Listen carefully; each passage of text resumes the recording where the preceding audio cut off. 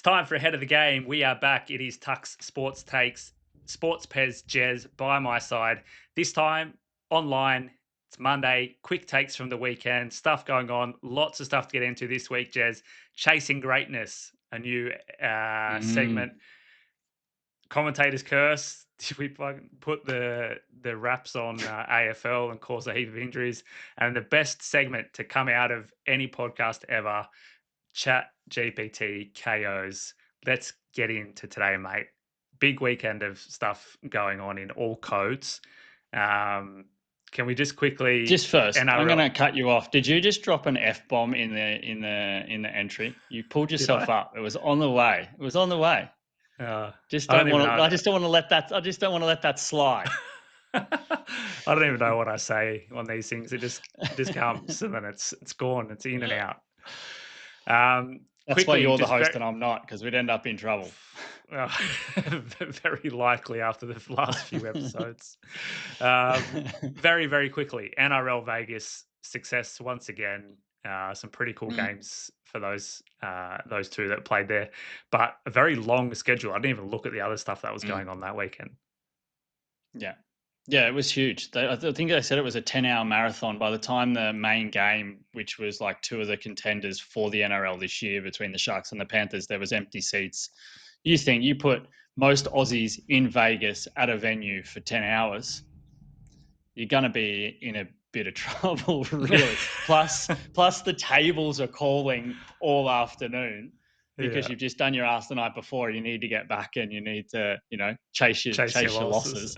so you can, I think it was crazy. And it's like, I don't know, the women's game was good to have women's footy on show there, but maybe the competition was a little bit wrong. It was like 90-4 or something, I think, between the Gillaroos and England, which is a bit of a shame. Would have been nice, I think, to take like the Kiwi girls and the Australians or do something like that, so there was a little bit more competition. And then good to have England over and doing it. Like, I like the concept of it, but maybe you need to split it up over 2 days or whatever if you want to do those sorts of things. But yeah, because the main event was the main event and there was a heap of empty seats. So kind of sucks. Didn't look great. I think they noticed. Yeah.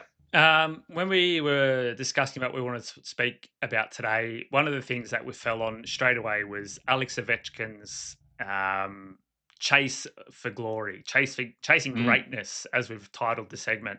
He is only 17, 14 11. goals, 11. 11. We've spoken about this for half an hour and I still couldn't remember the number. Yeah. 11 goals away from equaling Wayne Gretzky's record, or surpassing Wayne Gretzky's record for career goals in the NHL.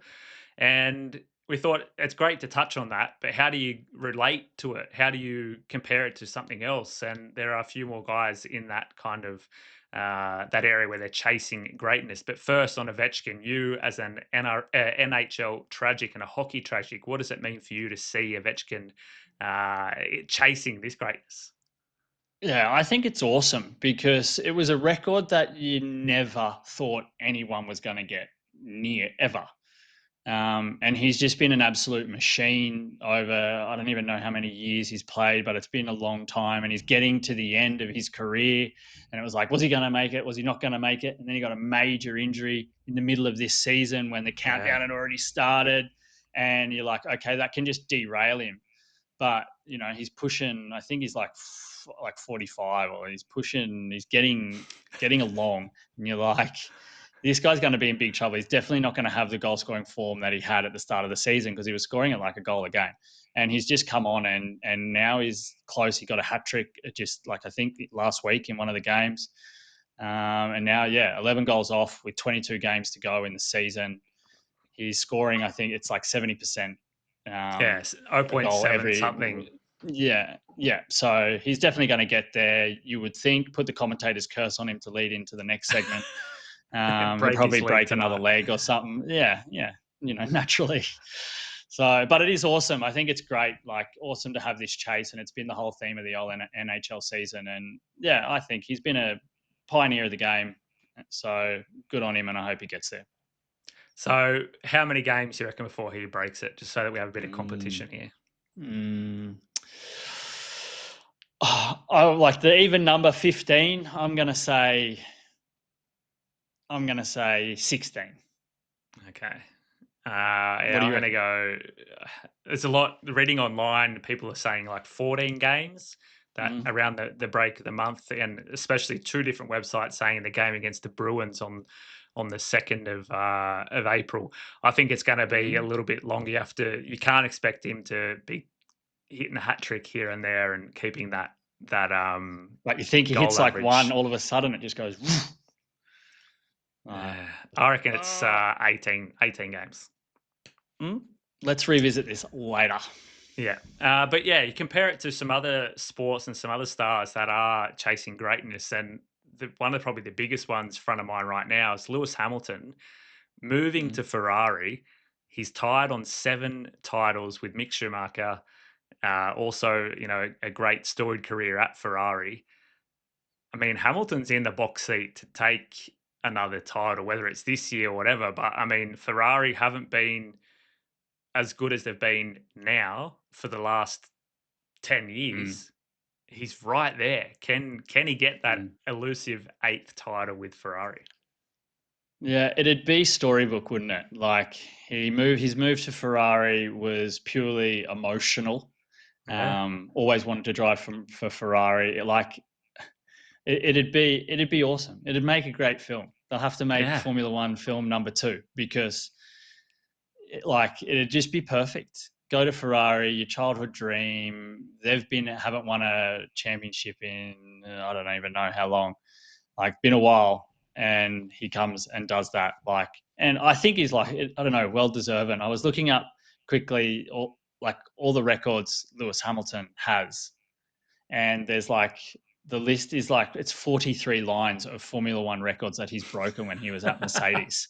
So it's insane. Anything from most consecutive race starts to most seasons leading a Grand Prix to lap records and poles. And he's he's definitely up there. Like, we were struggling of what we're going to talk about in this, and the title to this segment, and talking about goats. And Michael Schumacher's always been the goat of Formula One, and then you've got like Ayrton Senna, and he's definitely in that. He's definitely there, if not the greatest. He's done everything, and well deserving of this final record. I think would be awesome. But to go out on The, the same as Michael Schumacher as your hero, also pretty yeah. epic. The longevity of his career as well has been fantastic. Just the amount of years that he can just keep turning up and producing and Mm, winning races leads to him having, almost double the amount of race wins than, Max Verstappen. And, mm, Max is nowhere. He's going to give up by the time he even gets close to hitting Hamilton. But yeah. Patrick Cripps, also Carlton star, 2 Brownlows in Mm. 3 years, chasing greatness for a third Brownlow. Do you think, what are the odds? Not the odds, but he had the record breaking season last year with Brownlow votes. Can he do it again? Yeah.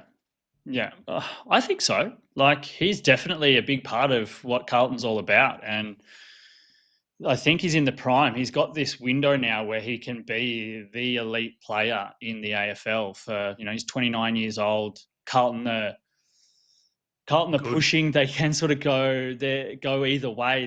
They're on the cusp of the top 8. You would suspect again in 2025, and everything revolves around him. So if they're winning games, he's getting the most touches. He's giving all the service. He's winning the hard balls on the ground. He's one of these really inspirational players, and that's not going to change unless he gets, commentators curse, a serious injury, because like he's just so dominant when he's on the field and plays so aggressive. So if you're giving anybody votes, that's it's footy, it's Australian sport. That's what you get the big ticks for. So he's going to walk away. I'm trying to, like, it was 12-3 game, 3 vote games last year, which was over. He played 17. I don't know, 17 of 20. He played 23 games, so over 50% of the games he played, he got 3 votes, and 17 of 23 he got votes. So yeah, if Carlton are doing good and are in matches or winning games, he's getting 3 votes. Right. Yeah. Oh, will be interesting to follow those three over the next season, or even more Ovechkin Mm. a lot closer. But returning segment we can have going forward if we figure out some more stuff that people are chasing greatness. One, Yeah. just a little quick mention: Jack Crisp is on target to break the most consecutive games. He's only 7 games behind Jim Steins for most consecutive games, and it's like 300. So that without Or getting an injury, like I mean, you're playing games maybe that you can. consecutive games. Yeah, that's hard, man, in footy. Yeah, and you Like, think like you're playing 24 games a year, and you're up to mm, 270. Like that's a lot. yeah, I think it was hasn't missed. 2014. He Is had the number up, but it's gone now. Here, I got it. yeah, Jack but Crisp, 237 games from 2014 until now. Jim Steins, far 244 out. between 87 and 98. Like that's Massive. insane. Like it's footy, man. Mm.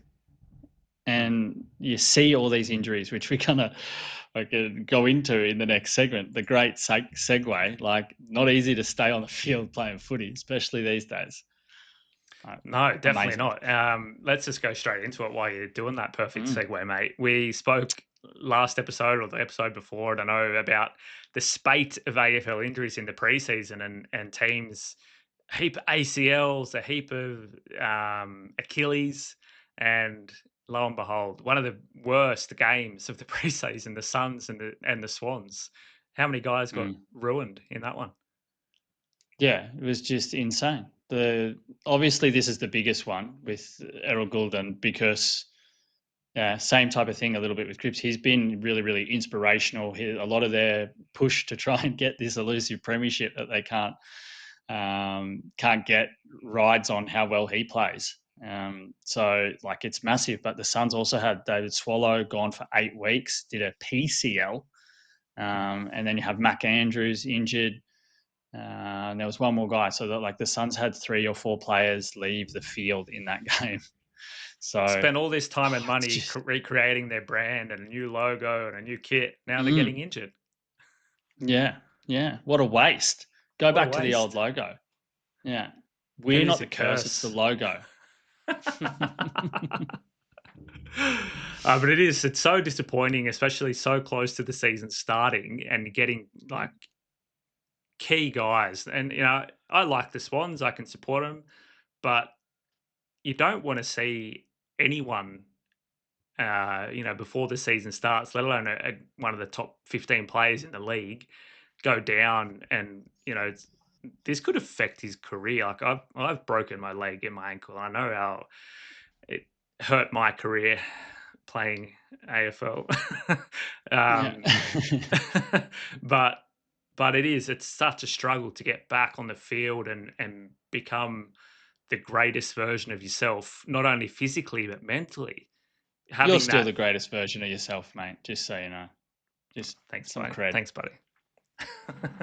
So I hope he has the support that he needs, and all the other guys that picked up injuries over the weekend as well, in the Mm. last round of preseason. It's a tough break. Yeah. It's crazy that all we've talked about when we talked about AFL is just injuries.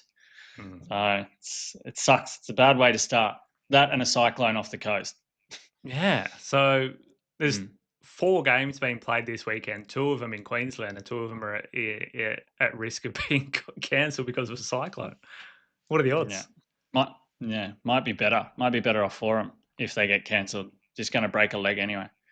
Yeah, exactly.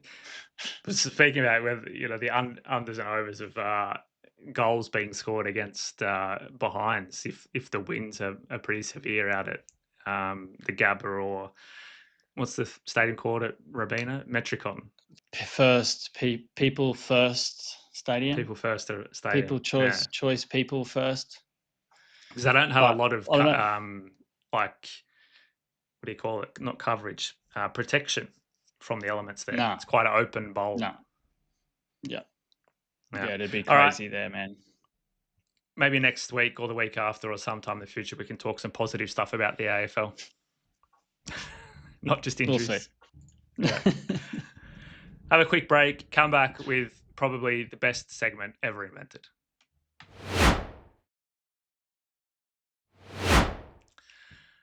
All right, Jez. Here it is. GPT KO. We like inventing stuff. We haven't probably invented this. It must have been 100 people doing this before, but we're the first ones to put it We'll claim it. on a video cast called Ahead of the Game. So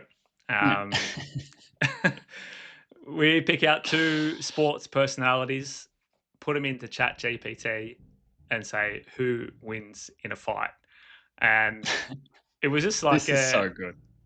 I don't know. It was funny. I just come up a little bit with the idea and put it in, and it was actually better than what I expected when we saw the first result. So we thought, okay, well, who's a who's a good starter? Who's in the news with a bit of a rivalry or something going on? The first one we tested with Nathan Cleary and Nico Hines from the NRL. They just played on the weekend, so we've seen the result of that fight. Cleary won. But who else? And straight away I was like, the NRL and the AFL are constantly in battle with each other for ratings, for ticket sales, for sponsorship. I was like, okay, who better to pit each other? Peter V'landys, Andrew Dillon. Jez. Perfect. What do we get? Let's put it in. Who wins in a fight between NRL boss Peter V'landys and AFL CEO Andrew Dillon? I don't know if I'd want to watch this fight. A heavyweight bout in the world of sports execs. Okay, V'landys' reputation for being bold, brash, and a bit of a scrapper. Known for making aggressive moves. Yep, that sounds like him. Pushing through the NRL season during COVID. Constantly going toe to toe with rival codes. So exactly why we picked him here. A no-nonsense operator. Probably fight like he negotiates. Direct and relentless. Look out. Yeah. ChatGPT might have a crush. See what they say about Dillon. Newer to the AFL's top job, but has a background as a lawyer and strategist. Seems more methodical and calculated. Yeah, it sounds very true. Maybe not as loud as V'landys, but possibly playing the long game, picking his moments carefully. So here, maybe say, okay, V'landys is what, Mike Tyson? Out there just throwing him and talking up and saying he's the best. And Dillon is what, maybe more of a, I don't know, any other boxers that I can compare him to or fighters. I don't know.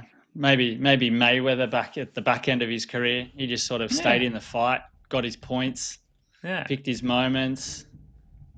So in a physical fight, V'landys might come out swing, but Dillon could surprise with some strategic moves, maybe outlast him probably. In a metaphorical fight, a battle of influence or innovation, it's a closer call. V'landys has a proven record of shaking things up, but Dillon is still settling into his role, could grow into a formidable rival. V'landys probably takes the brawl, but Dillon might win the war of minds. Who you got in this one, Jez? Wow. If we're talking a fist fight, I'm definitely going V'landys, man. I think he goes hard and he's just going to knock Dillon straight out. It's going to be one round, you're finished. Yeah. We don't have to talk about this long game shit. If you don't make the long game, if you don't get past the first round, you're done. So, okay, V'landys in the first round. If it goes to 2 or more rounds, then Dillon's got it. Yeah, because V'landys is going to be tired. He's going to drop an F-bomb. Be dead in the corner, sucking in the big ones. Yeah. He's not fit. He's eating cheeseburgers and drinking, I don't know, frozen Coke in the corner. I don't know why, but he must be. I'm going to see if I can get a photo of.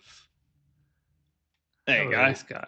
Have a look at frozen Coke and cheeseburgers. You know, he's like old school rugby league. He's sitting smoking durries in his footy shorts that are too small, having a burger that the lunch lady Doris has made from the canteen at the footy club. That's what he's doing in between rounds. Yeah, and then pretty boy Dillon. Not this guy. He's got a jaw on him.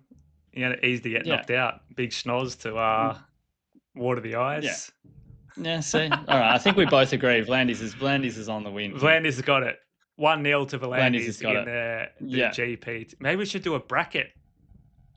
There you go. There So you you go. got throughout the season, and then you get down to the grand final in the last show of the season of Ahead of the Game. Gonna be a weird like combination at the end. You would think we're going for Landis, and all of a sudden you're gonna have, I don't know, someone like Landis versus Ovechkin. Tiger Woods, or yeah, mate, you're back Ovechkin. Ovechkin wins. Don't even need to do this anymore. No one beats Ovechkin in a fight. Not All a right. chance. That's our project for next week. This may be a Monday segment. Yeah. GPT KOs, and we have the bracket. I love it. Awesome. Well done. Well played. All right. That's us done and dusted for today. 20 minutes in and out, short and sweet. The rest of round one in the NRL coming up this weekend. Opening round of the AFL. What else can we look forward to? Any other sport going on? NBL game 3s on Tuesday, Wednesday night. Cricket, India, Australia versus India also tomorrow night. Semi-final week. So, yeah. I think the final's on Sunday if we get through. All right. The old battle. It's going to be good week of sport. We'll be back on Wednesday. We're going to try to do Monday, Wednesday, Friday. So hang with us. Let us know what you like, and we'll keep both you and us ahead of the game.